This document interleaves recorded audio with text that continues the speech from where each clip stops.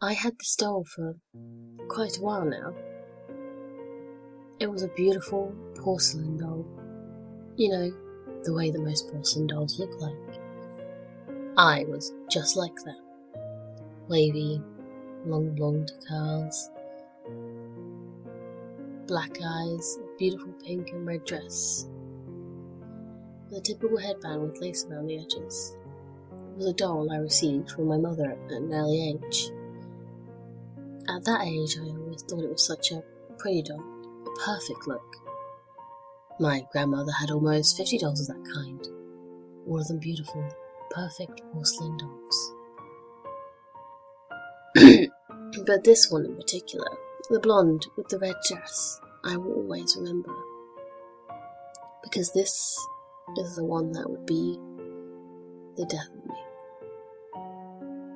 I lived alone for quite a while. Had now. I had just gotten into college, seeing my whole life lay in front of me, and all I had to do was just go and pick out what I wanted. Easy as that. I was aiming for psychology, a subject I had started to respect and enjoy the last 3 years, seeing as my mother was a nurse and my dad a therapist.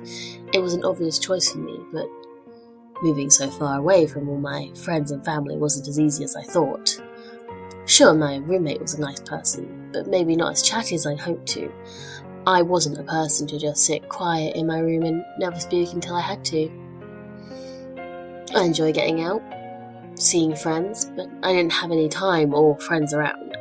No one would talk to me unless I wanted help from my teacher in school or my roommate had forgotten to buy milk. It was lonely, to say the least.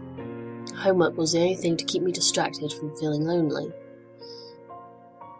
I didn't have time to try and even make friends. Friends were a silly thing after all. I didn't have time to go party and maybe find somebody. It was worthless either way, and my dad would skin me alive if I didn't keep focused on the schoolwork. The only thing I brought from home to remind me of my family was that doll. The girlish toy that was displayed on the desk in front of my bed, smiling against me when I needed someone to talk to or just watch over me when I slept. It was me and that doll the whole time. That fucking ugly doll.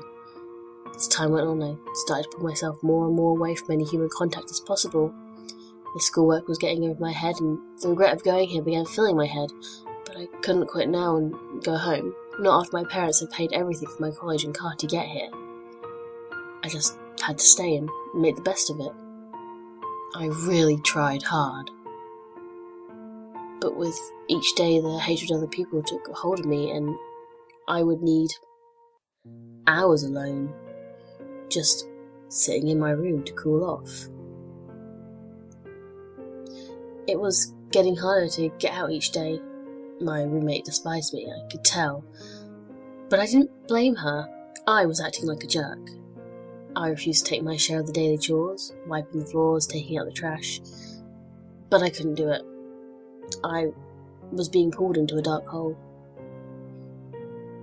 And with the loneliness came the paranoia.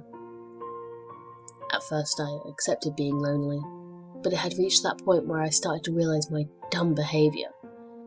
Trying to reach out to people to tell them I wasn't feeling alright. There was only stress and nobody had time to talk to a stupid college student. It was only the nerves. I hoped it was. I locked myself in my room and I couldn't go out anymore. I had to send in to my teacher and cancel the classes day after day, but it didn't matter. They didn't send anything in search of me, so I just kept spinning in my room, week out and week in. It was an evil cycle that I couldn't get out of. Then it happened. My room had been my cage. I wouldn't eat. I couldn't. It even reached that point where my roommate would come and knock on my door to see everything was okay. But I didn't open up. I just yelled back in reply that she would go away. She did. She didn't care enough to make a second attempt. She never knocked on my door again. It was just me. Me and my doll watching over me in every breath I took. Then there was that night. This night, actually. It was a night that I was so used to spending alone. I didn't even bother trying to turn on the lights as I stepped up from my bed and put on a sweater and a pair of untied Converse before I made my way out of my room in so many days. I needed fresh air and my window was broken, unable to open it up.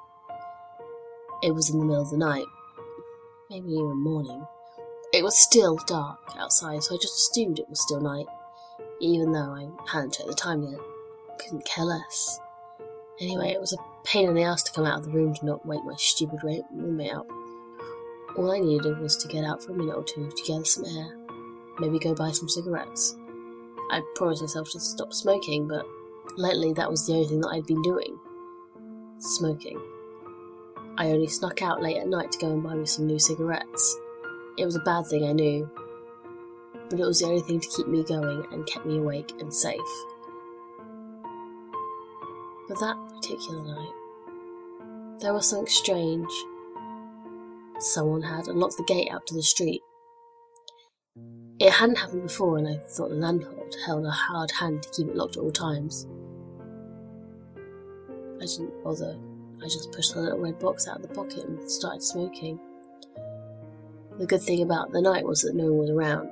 No one to annoy me with their stupid voices. It was quiet. Maybe just a car driving by. But then, no more than that. It was peaceful. A few minutes after getting some cold on my warm skin and some smoke inside of my lungs, I decided to go back in and maybe try to watch some television. Nothing good at night, but it was always worth a try. I stepped back into the building and shrugged the last bit of unwanted cold off, making myself ready to sneak back into my room. But as soon as I came to the staircase, there was something in the way. Or someone. Someone was standing on the stairs. I admit it did scare me to some point, but a second later I was back in my not giving a single fuck state and tried to walk up the stairs without confronting the person standing in the way. At first I thought it was my roommate, but the shadow of the person was too manly, too big to be the petite roommate that I knew. I tried to pass the odd stranger and just slightly brought my elbow into his, but he didn't move or speak, he just stood there. It was creeping me out. The scenario was too freaky. But of course there were other students in this part of the room, so just waiting to scare the shit out of some other poor first year student, but I wasn't the one to be fooled. But I didn't stop until I heard a sound. It was one of those sounds where it just caused your concentration to break shut. It was distracting, scary, unnerving. I couldn't continue on, so I just froze in position and tried to turn around to face him. At first there was a cracking sound, the sound that had startled me. Then there was sobbing, a young man's voice of sobbing, but it wasn't human. Maybe to some degree, but the voice was pitching up, like it was breaking through a bad static television screen. I stood only a few steps away from the man in the shadow. I wanted to break away, but my sudden frozen state of mind, I couldn't. I was stuck, like my feet had been nailed to the stairs. I was trying to speak, but he spoke before I had the chance to. It was getting clearer to see now, since spending more time in the darkness helps the vision. He was wearing some kind of jacket, black, everything black, a sewn cap with strings falling out from holes in the back, also black. His hair was torn, but long, like he hadn't been able to cut it for a while, or showered it. His appearance was etching inside of my mind, but his voice appeared like daggers in my ears. When he spoke, he made up another static noise, like a broken record, but he spoke in words, tried to calm me down. I was way too scared to just bring myself to relax. You're alone here, aren't you? I swallowed hard. The thought of somebody spying me this entire time was filling my head like urging vomit. Feeling disgusted by this man and his voice, I just shook my head. No response. I couldn't give him a reply. I should have. Maybe it changed the whole situation for the better. Maybe I hadn't been here now, scared for my life, but I was. And I knew he knew that as well. But when I didn't give him the answer he expected, he turned to me, and his sight was one of the most terrifying, yet fascinating faces I'd ever seen. He wasn't scarred or wounded in any way to make me feel uncomfortable by his appearance, but his eyes and his mouth, there was a weird glow, a golden orange glow. It filled both of his eyes and mouth, his teeth shining through in a bright yellow light. It glowed in the dark, and it caused light across us. On the stairs, the floor, on me, and I could see his smirk on his grey painted face. That's when I snapped. It wasn't human, and I had to get away from there. I broke through the invisible bonds and threw myself up the stairs, running up quickly as my untied shoes slammed against the wooden floor. I fled to my room without another second thought. Hopefully, my roommate that I'd been ignoring for so many weeks would hear me and call the police.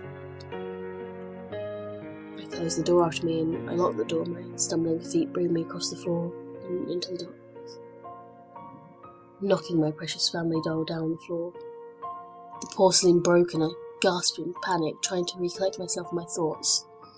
There was no more noise after I'd slammed the door to my room. No roommate coming after me, no weird glowing man in the stairwell. Just me and my broken doll laying on the floor. I tried to scream or cry or call for any help at all. It wasn't real. I had to have become too crazy, insane, after spending so many months just being alone. This is what had happened. I was laying on the floor, broken and shattered in pieces. I didn't know what to believe. I didn't sleep. I sat on the floor, pacing back and forth by crawling the best I could. The cigarette from before now just sat like a needle in my throat. I was thirsty, but I couldn't move back to the kitchen to drink anything. Maybe he was there, still waiting for me to come out, but I wasn't moving out of my spot. I never did. But an hour of complete silence in the room. I began to calm down and stand up to try and calm myself more. There was still that feeling of being watched, and I knew that feeling too well. The feeling of being paranoid and lonely all came down to this: a breakdown. Once I remembered the doll being broken, I immediately tried to patch it together. It was like the only thing I had in my focus, my best friend, the doll. I managed to get a needle and thread in my room and simply to get the doll back to its former glory, but it wasn't easy. No matter how hard I tried, the doll would just fall back together. It became an endless attempt of nothing. I tried again and again, but it would just fall into pieces. My only friend. I became too tired of the sudden panicking and fixing of the doll. I just passed out on my bed. But I curled up together in a ball with the blanket over my head, somehow imagining that no monster under the bed could reach me now. All I wanted was to sleep. I didn't know he would come back. This time it was different, however. This time I welcomed it. I was tired of all the running, and I would rather die in my sleep than face another day being lonely again. And now, with my only friend broken, what was I supposed to do? It was tiring the way he approached me this time. It was like I was asleep, but still I could control my body. Like a lucid dream where I wouldn't dare to step into another day. Tonight it would end, just like I'd been afraid that it would. But I didn't care anymore, didn't bother. I just wanted to have a long sleep and never wake up again, never face the loneliness again.